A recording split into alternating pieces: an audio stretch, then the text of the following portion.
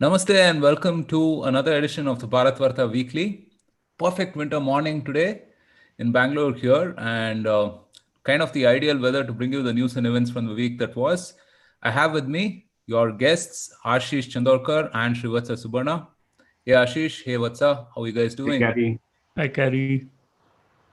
So we have plenty to discuss today, and as usual, we will begin with a couple of the episodes that we did last week. Uh, I really liked the Mahabharat episode. I mean, I'm a fan of Mahabharat anyway. I think I discovered so many nuances each time, you know, I read about it and so on. Ashish, what do you think about this? Yeah, fascinating episode. Indic Academy has been doing a great job in terms of bringing to life some of the things that we should know but we don't in terms of the content, the itihasa, which we have forgotten or which has not been documented. I think this is a more modern version of it where we are looking at the story of Mahabharata from the lens of the lesser known warriors. So the book called Unsung Warriors, which was edited by Sai Swarupa Iyer, who's a fabulous writer and she's an author. So a lot to learn, and it's a series. I mean, the book contains like 10 different stories. So it's a series of stories which brings together the lesser known names of the epic. We covered two in that episode, but I'm looking forward to reading the book actually now. Fantastic. You did an hour-long deep dive on India's COVID-19 vaccine rollout. What were the highlights? So I think there were a few things. One is, Dr. Amit is a practitioner, so getting, someone's perspective who has skin in the game is always different from, listening to a lot of theoretical knowledge that you get, whether it be from newspapers or columns or so on. So there are a few worries when it comes to, the scale of the vaccine rollout and so on, with us talking about 300 million people, and how will we deal with adverse reactions and so on and so forth. He actually gave a very positive picture and said that all of these are not things to be worried on, because there's a good plan in place, and at the end of the day, a lot of people self inject themselves, right, with insulin at home. So it's not like it's a very complicated process and needs a lot of trained personnel. So to me, quelling some of those myths and fears was the highlight of the entire discussion. Along with getting a ringside view from Amit Paranspe. He's very well read on a lot of aspects related to science and the vaccine, and he brought in a lot of interesting perspectives from what's happening in different parts of the world, and how, despite a lot of doom and gloom scenarios being painted, we're not in that bad a shape when it comes to the vaccine rollout. We have a pretty good plan in place, and we should be able to meet our target of vaccinating uh, around 300 million people this year, provided we have enough stocks of the vaccine, which was another thing that came out, that as of now, and that's again a global phenomenon, in the sense Right. that we don't have enough stocks of vaccine going around when it comes to the COVID vaccine. All right, let's move on to the first item of news for today. The Ministry of Ports, Shipping and Waterways is going to initiate a seaplane service. This new initiative will be undertaken under a special purpose vehicle, SPV, involving airline operators. Under this plan, the government has envisioned 106 waterways with a hub and spoke model. It aims to become a supplementary means of faster and more comfortable transport across the country. Ashish, almost every week we bring new infrastructure development. What do you think is the impact of this seaplane service? Yeah, another good story after the railways that we've been covering. I guess we'll talk about that today also a little bit. The seaplane services are already on between Ahmedabad and Kevadia, which is the Sardar Patel statue. So the idea is to expand those services in other areas. The chosen destinations or the ideas are like the Andaman and Nicobar Islands, Lakshadweep Islands, in Guwahati, also at Yamuna Riverfront in Delhi. Although that sounds a little ambitious to me given the condition of the river in Delhi, but nonetheless that's the plan. In Tehri in Uttarakhand and Chandigarh. and also in other several tourist destinations, with the idea being that the dams are used as the landing locations, landing and takeoff locations. So, given that we do have a fairly big water reservoirs in pretty much all these states, the idea may actually work, but it depends on what kind of who's bidding for it and what kind of safety norms are being put in place and so on.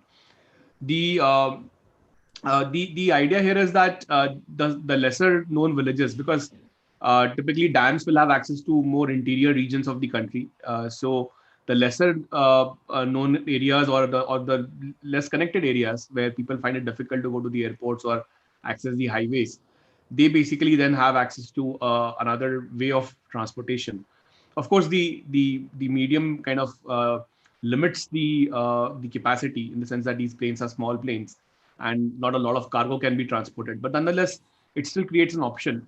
And I think more than that, the tourist destinations then come alive. I think that is the main benefit here, that basically it becomes very relevant for the religious and the tourist crowd, which basically can access difficult locations in a easier way. So that is the idea. I mean, again, Minister Gadkari's ideas have always been ahead of the time. Some of them may not get implemented due to the, let's say, the practicality or the readiness of the infrastructure. But I think what he's been doing in terms of um, you know creating possibilities, I think that is really wonderful. And I think the what might happen is that the airlines may bid after looking at the Ahmedabad Kevadia route success. And I think because we had a COVID year and obviously there was a difficult, I mean, this was not the time to gauge tourist traffic per se or footfalls per se, because things were not really in shape. Maybe some of this may get pushed to the end of this year in terms of the actual bidding and companies showing interest. But nonetheless, an exciting prospect for smaller villages and tourist locations. All right, moving on. Prime Minister Modi inaugurated the Kochi-Mangaluru Gas Pipeline this week. The pipeline is 444 kilometers long and will carry natural gas from a plant at Kochi to Mangaluru. The pipeline will fulfill the gas demand of 80 to 90 million cubic meters of gas per annum. The cost of the project is estimated to be around 5,750 crores. This project crosses water bodies in more than 100 locations and took about 11 years to complete. What do you think this will impact? So very interesting project. I mean, the Kochi LNG terminal has been, around since 2009, and this is the first pipeline that's being built. So in the sense, we've had, a place where we can import natural gas, but there's no way to kind of evacuate it and sort of push it to different parts of the country for consumption. I think it's a mistake we should not repeat in the future. Coming to this, specific project, it is part of what the PM calls one nation, one gas grid. So there is a very conscious effort to enable a single grid whereby gas can be transported throughout the country through a series of pipelines. It's a very ambitious kind of project. In the same way that electricity is done. To give you an idea of the scale of the challenge, today about 20% of India has access to natural gas, and we are looking to increase that to about 402 districts, which would probably cover about 70-75% of India's area. uh, there are the obvious benefits. People will get access to cheaper gas uh, in these areas. Also, the gas can be consumed by poorer people, so it reduces dependency on fuels like kerosene. So natural gas is a much cleaner source of fuel than kerosene. So there are the obvious benefits. India has a very ambitious target of moving to about 15% in terms of total energy consumption to natural gas. We are at about 6% right now, and there's a lot of action happening in this space, right? So till 2014, we had about 14,000 kilometers of gas pipeline. To give you an idea, the US has about 1 million kilometers of gas pipeline, and we're going to add another 16,000 kilometers in the coming few years. So overall, I think what is happening is that we are also trying to build a more sort of diversified and cleaner fuel mix when it comes to consumption. uh, I think this project is significant in the sense that it's possibly one of the first uh, that is in the works. It obviously also benefits the Mangalore refinery, where natural gas can be used, and again, it's a much cleaner source, as I mentioned. So overall, I think in the coming years we'll see a lot of liberalization and a lot of value being generated in the entire natural gas sector. And just as we have electricity where we have generation, transmission, and distribution, similarly in this sector we will see upstream companies like ONGC, then companies like GAIL that do transmission, and the oil marketing companies who can then handle the distribution. And it'll add, I think, significantly in terms of the GDP and also generate a lot of employment. So I think it's a good start, and there is some way to go in terms of building a strong sort of natural gas ecosystem in our country. All right.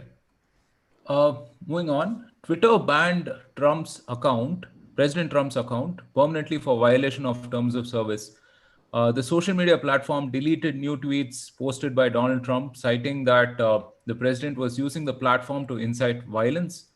Other platforms like Facebook have deplatformed Trump, while Google suspended conservatives' go-to app Parler. This comes after Trump supporters stormed the Capitol building earlier this week, demanding a recount of the recent votes. Ashish, pretty bizarre times. Yeah, seems like this is like a tipping point on the scope and the reach of big tech now, with the debate being sparked globally. Um, we have a very appropriate picture of President Trump here, in terms of the reactions that we are likely to see around the world and not just in the US. And with more coercive measures like Parler being de-supported by Amazon on the AWS servers, which was announced like an hour ago, I think the whole debate will become much more serious. I think there are several aspects to it, or several, let's say, threats to this, right? So one debate is freedom of speech. I actually think it's a very weak argument, because theoretically freedom of speech kind of an argument applies to government entities. All said and done, Twitter is a private entity, so uh, in the strictest sense, you can say that yes, I mean, even if they are being hypocritical, or even if they are being judgmental, or even if they are applying their policy selectively, well, they are only responsible to their shareholders.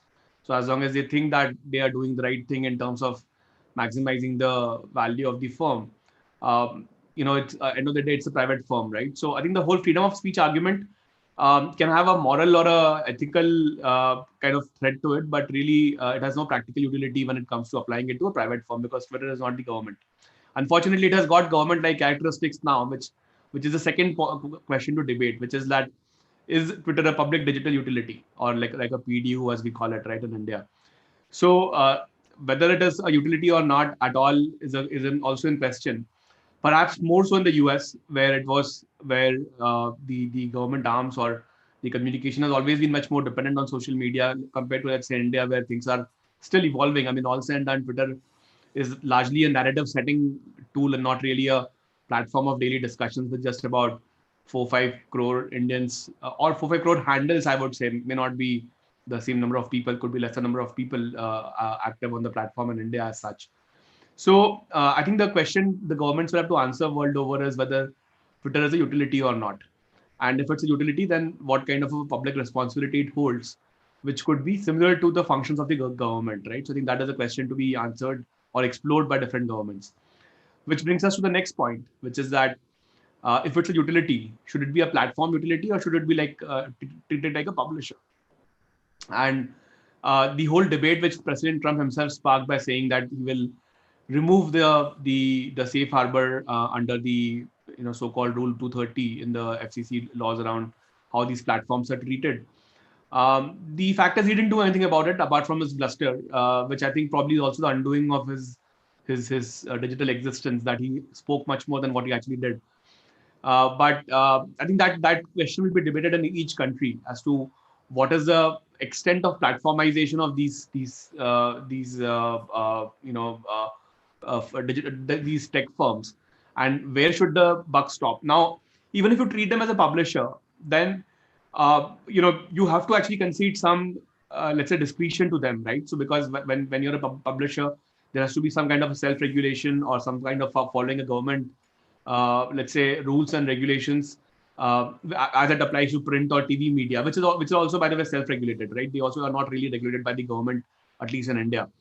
So in that sense, even if you designate them as a publisher, it may not change anything much, because there are complaints against even TV and print media in India, and so on.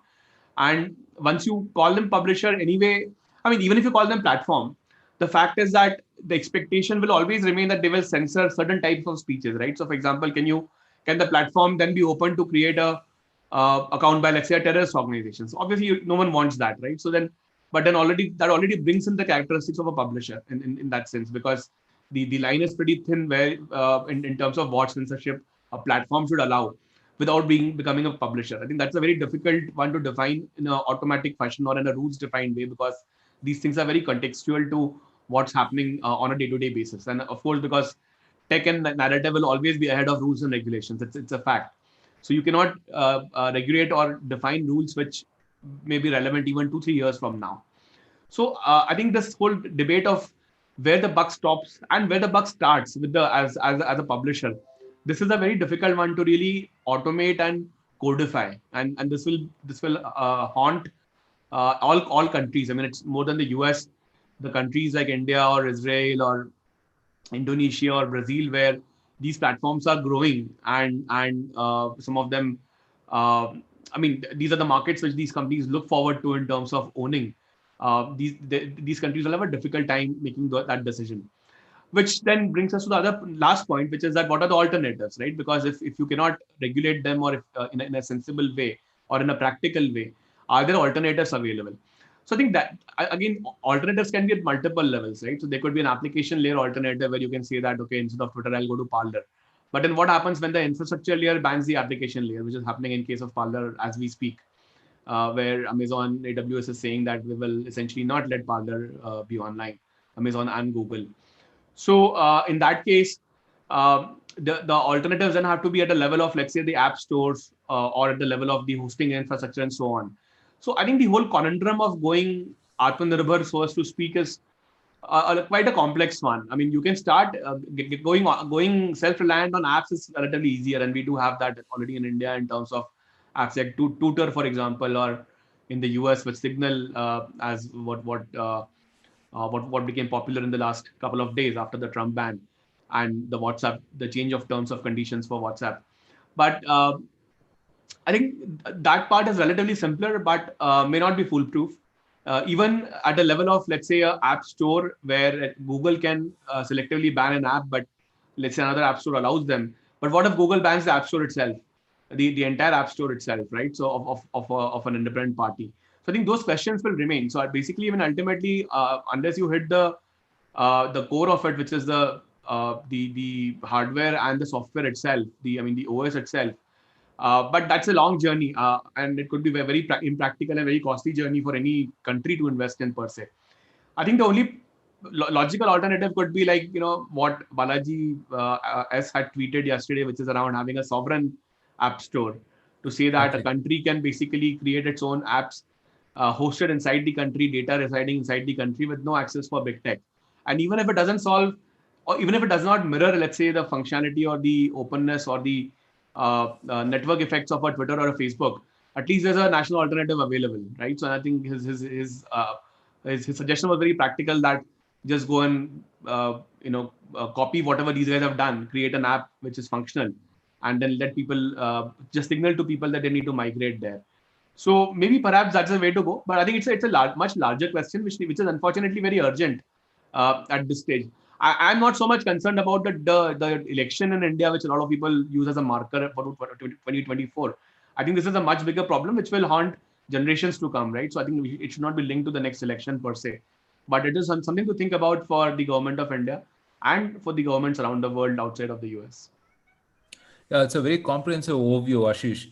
And I think, in my opinion, Balaji Srinivasan's suggestion of an Atmanirbhar app store, or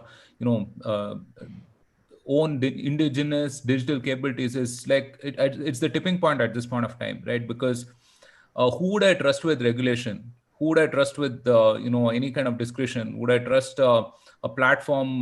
Would I trust a private entity who I cannot, whose management I cannot vote in, or would I trust a government which I can vote out in 4 years if I don't like them, right? So um, to me, it was just such a bizarre moment that the person who can potentially nuke countries was silenced last week, right? People are distracted by Trump, but they're missing the point. It's not about Trump, it's about the office of the presidency, right? And it's going to have long-standing effects. Yeah, I mean, we're going to see some interesting times ahead, I feel. We do have a question from Nimish asking, does it make sense to move to alternate apps like Signal considering the new WhatsApp privacy policy? Ashish, what's your thought on that? See, I'm not a big worried about the policy, the privacy part of it, because I think that my assumption is that everything that needs to be known by the firms is already known. Yeah. So I don't know what incremental damage will WhatsApp do by connecting to Facebook. Having said that, people who are, I think the issue here is about the payments part. I think that's something someone needs to analyze, especially in the Indian context, because WhatsApp Pay was just launched, and in a way it was also given a market share by default by the competitor market share being capped at 30%, right? So I think that is a question to answer for me in terms of the Indian situation.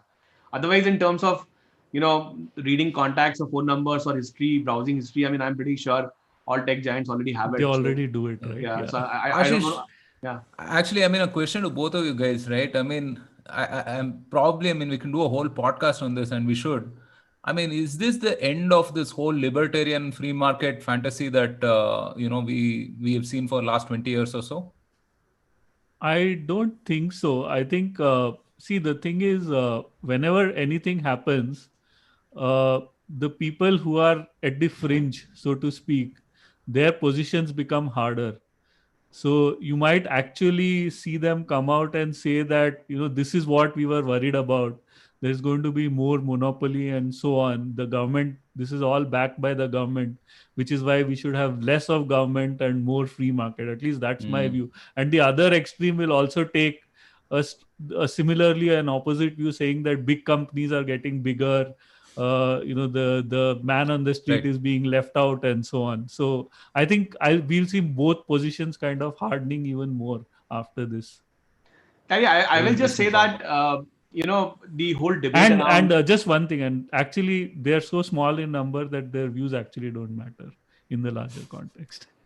Well, Vatsa, we are here because some of those views mattered in the US over the years, right? They influenced, they forced the US government to go so small in size that it became so small and very small in impact, right? And that's where we are where we are.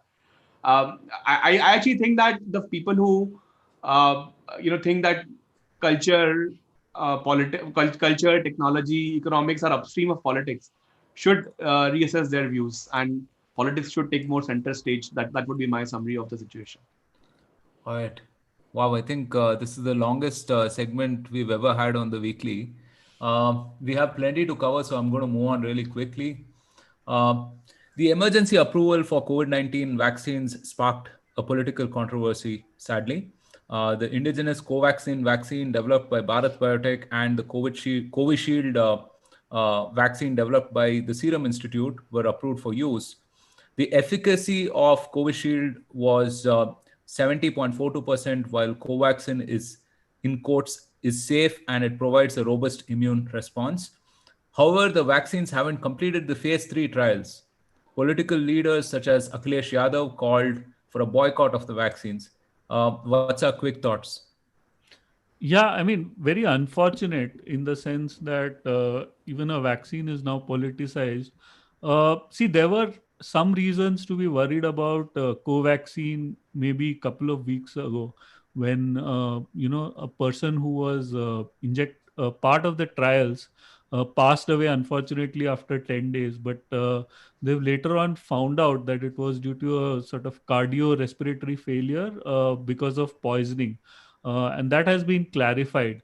Now, the approvals for Covishield and Covaxin are quite different, in the sense that Covishield will be provided as a vaccine, and Covaxin is a backup only in case of an emergency. And that too is subject to the phase 3 trials, for which they've just completed enrollment. And there were no side effects other than this one unfortunate case, shown by due to Covaxin use. Now, the thing here is that Covishield has had more problems in the sense, and we talked about this in the podcast, in the sense that they goofed up on the dosage. Initially it was supposed to be 2 doses, and then for some people they gave half a dose and then another dose after 28 days, and they found it to be more effective. So, what was a mistake then suddenly became part of the plan. Similarly, there were issues with the placebo they used. They didn't use a consistent placebo. So, if anything, Covishield has had more issues than Covaxin to date. But an Indian company coming up with a vaccine which will also be more likely to be resistant when it comes to all the strains we are seeing is very unfortunate. And it is good that P. Chidambaram has also written about this, saying that these issues should not be politicized, especially something like vaccination, which has a long-term impact. Uh, if people start hesitating vaccinating their children at an early age because of issues like this, it could lead to far greater health problems for the overall nation. So it's kind of best avoided, I think. All right. The government issued guidelines for 20 eminent institutions to establish foreign centers and full fledged campuses. These recognized institutes of eminence have to submit a project report, a 10-year plan, and a 5-year rolling implementation plan. These Institute of Excellences can now start offshoring operations with 500 students and 5 PG programs. They can open up to 3 offshore centers. Ashish, how do you see this development? Yeah, pretty interesting development. This is actually from the Atmanirbhar Bharat announcements which happened in May, where the idea was that Indian universities will be allowed to go out and see the world, and conversely, we will also make our education system open for the foreign universities to participate in. So I think it is like the first step towards that direction. The I mean, we have about 20 institutes of eminence right now, 10 in private sector and 10 public, which include IIT, Bombay, Delhi, Madras, Kharagpur, IISc, I think University of Hyderabad also. So these institutes will now be allowed to open centers, and I think there'll be very ready acceptance in countries where there are a lot of Indian origin population, NRIs, or even people who are not Indian citizens but who have Indian family roots, right? So I think as such, just from a acceptability perspective, Indian education can actually have a fairly broad acceptance, given that the branding is pretty good, and we actually can support, just the Indian diaspora can support presence of universities in multiple countries.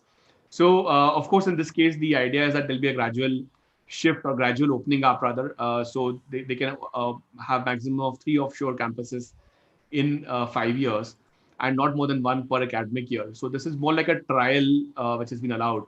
But then having said that, given that there are 20 IOEs, even if let's say, so a maximum of 60 offshore centers can be opened in the next 5 years. So I think that's a pretty big number. And coupled with the fact that the new education policy now stresses more around skills and more about diploma and certifications rather than degrees, I think there's a possibility of good innovation here for these universities to attract more, let's say, skills-based foreign students, and as well as an Indian diaspora students. So they could even have not just degree programs, but also more certification or short-term skills-based programs. So exciting times. I think it's a good opportunity for higher education, both for the government-run institutes as well as for the private ones to expand and basically have more, let's say, the Indian style of learning or education being getting more prominent around the world. All right, finally, India has planned the deployment of Agni 5 in 2021. The ICBM had 30 successful missions in the last 33 months. The Agni missile has a range of 5,000 plus kilometers. The Army has selected a handful of strategic locations to deploy these missiles. Its navigation systems are developed by DRDO and are capable of taking down targets in the whole of Asia and half of Europe. What does this mean for India's military dominance? So yeah, Agni 5 has been under development for a while now, and we've been testing it since 2012. And 2018 was the last test, after which the decision was taken, to deploy it in the armed forces, and the army has been testing it extensively. The thing with Agni 5 is that it is deterrent ready, in the sense that it can easily be moved around by road, and there's no additional fitting, etc., that needs to be done before deployment. So it wherever it is, it can be fired immediately in case of a war, or an attack on India. So to that extent, it's a very significant step up. It's also very accurate, much more accurate than the earlier versions of ballistic missiles. It puts India in an exclusive club of countries that can manufacture and deploy intercontinental ballistic missiles. And but considering that both India and China have a no first use policy, it just sets the threshold for deterrence a lot higher, which I think is a good thing. Uh, exciting times ahead in terms of what's going on in the DRDO. The DRDO will obviously benefit from this, and also just another sort of unrelated thing, which is that as part of Atmanirbhar Bharat, Rajnath Singh put 101 items on the no import list. So that again helps DRDO to build more indigenous capability, which will lead to a stronger sort of defense manufacturing setup in India. So overall, good developments. All right, so that's it from the week that was. Coming up, we have a couple of very interesting live streams for you. We have Shakti Sinha, who's the author of Vajpayee, The Years That Changed India, on Jan 13th, which is Wednesday, 7 p.m. onwards. And I'm going to be hosting it along with Rajiv Mantri, who you've heard on a previous podcast discussing the life and times of Atal Bihari Vajpayee ji.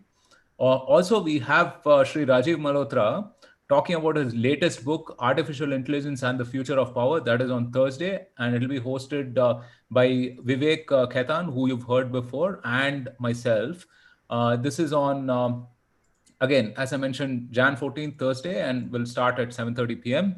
Go to the YouTube links and definitely set yourself an alert for these two live streams. It's going to be really exciting, and going to take all of your questions and try to get as many of these questions answered in that time. All right, guys, thank you so much for choosing to skip the news and watch the weekly. From Ashish, Vatsa, and myself, have a great week ahead. Stay safe, take care, and Jai Hind.